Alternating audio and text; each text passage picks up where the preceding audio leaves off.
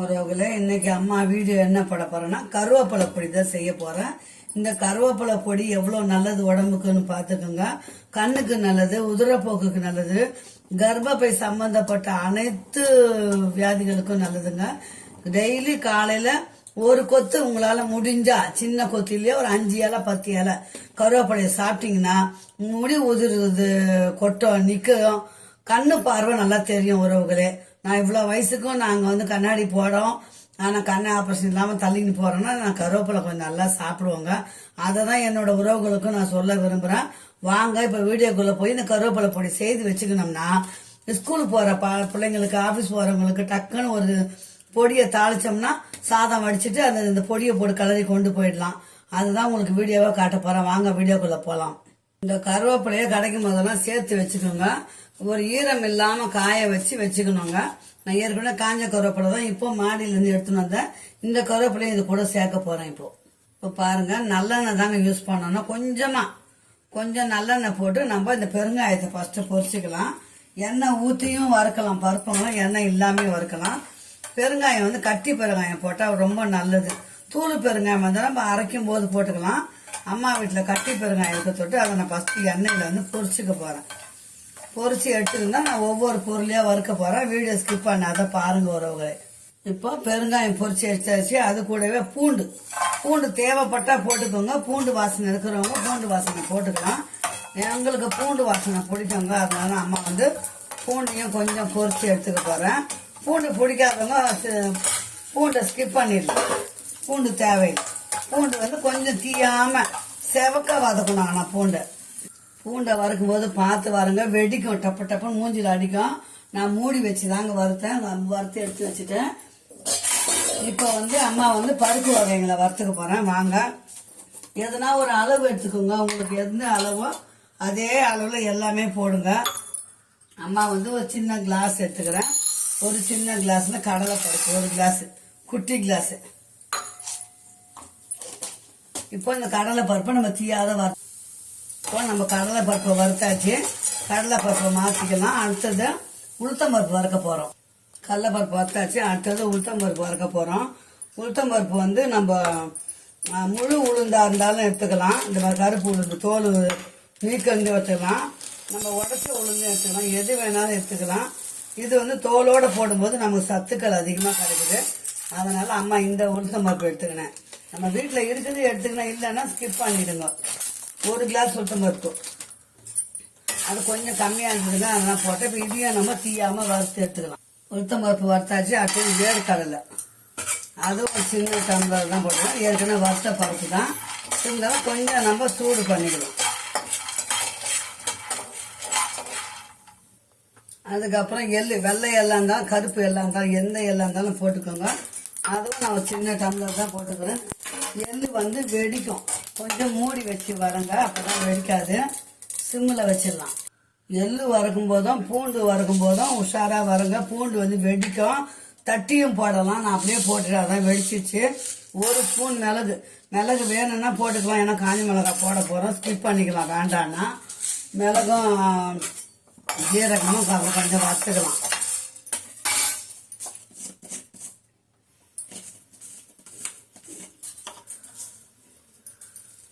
மிளகு ஜீரகம் ஒரு ஸ்பூன் போட்டா கூட போதும்.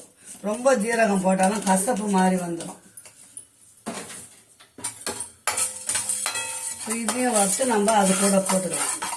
பூண்டு கொஞ்சமா, ரொம்ப போட வேண்டாம். தேவைக்கு அசமதவளூண்டு பூண்டு, அந்த கொட்டை நாரெல்லாம் எடுத்துடணுங்க. அந்த பூண்டை போட்டு சூடு பண்ணிக்கலாம்.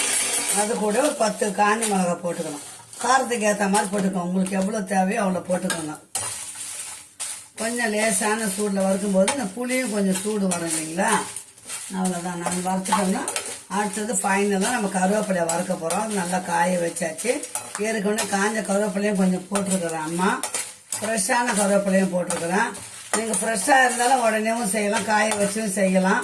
நம்ம கொஞ்சம் கொஞ்சமாக சேர்த்து வைக்கிறோம் இல்லைங்களா. அப்போ வாங்கும்போது அதை சேர்த்து வச்சு கூட கொஞ்சம் ஆனவனும் சேர்த்து மிளகா வறுபட்டுச்சு எடுத்து மாற்றிக்கலாம். இப்போ கருவேப்பிலையை ஃபுல்லாக போட்டுக்கலாம். அம்மாடி இருக்கிற கருவேப்பிலை அப்படியே இருக்கிற வரைக்கும் போட்டிருக்கிறேன். அதுக்கு தேவையான அளவு உப்பு நம்ம இது கூடவே இந்த பொடிக்கு தேவையான உப்பு போட்டுக்கலாம். மஞ்சள் பொடியும் போட்டுக்கோங்க. சிம்மில் வச்சுருங்க. இது இப்போ மஞ்சத்தூள் 1 ஸ்பூன் 1.5 ஸ்பூன் போட்டுக்கோங்க. அவ்வளோதான். அப்போ நமக்கு வந்து கலர் கொடுக்கோங்க கொஞ்சம். அவ்வளோதான். இப்போ இந்த சிம்மில் வச்சுட்டு கருவேப்பிலையை அப்படியே நம்ம சூடு பண்ணிக்கலாம். நல்லா வறுத்துட்டோம்னா மொறுன்னு ஆகிடும் பிள்ளைங்களா. இப்போ பாருங்க, நம்ம வறுத்த பொருளுங்கெல்லாம் இங்கே இருக்குது. கொஞ்சம் ஃபேனை போட்டு நல்லா ஆற வச்சிடுவோம். நல்லா ஆறின பிறகு தாங்க அரைக்கணும். இந்த பூண்டு வந்து ஃபைனலாக தான் போட்டு அரைக்கணும். இதையும் ஆற வச்சிடுவோம். இந்த கருவேப்பிலையும் அப்படியே ஆற வச்சிடுவோம். பொடி பண்ணிட்டு அம்மா ஃபைனலாக உங்ககிட்ட காட்டுறேன். ஒரு எல்லாம் நல்லா ஆறி போச்சு. முதல்ல நம்ம இந்த பருப்பு வகையெல்லாம் போட்டு அரைச்சிடணும். அதுக்கப்புறம் தான் அந்த கருவேப்பிலையை போட்டு அரைக்கணும். ஃபைனலாக தான் பூண்டை போட்டு அரைக்கணும். வாங்க ஒன்று ஒன்றா அரைச்சிட்டு வந்துட்டு நான் அம்மா வீடியோ காட்டுறேன் உங்களுக்கு.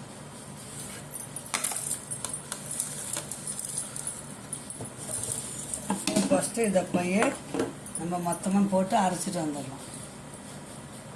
இப்போ அரைப்பாதான் அரைச்சிட்டேங்க. இப்போ கருவேப்பிலையை ஃபுல்லாக இதில் போட்டுக்கலாம்.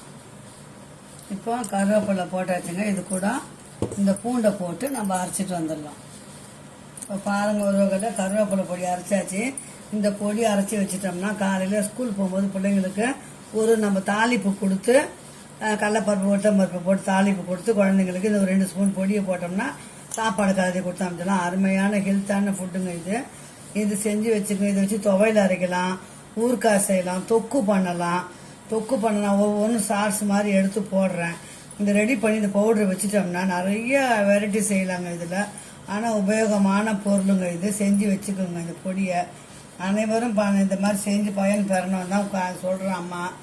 ஏன்னா ஆஃபீஸ் போகிறவங்க, ஸ்கூலுக்கு போகிறவங்க எல்லாருக்கும் கம்ஃபர்டபுளாக இருக்குங்க இந்த செய்து வச்சுக்கிட்டிங்கன்னா.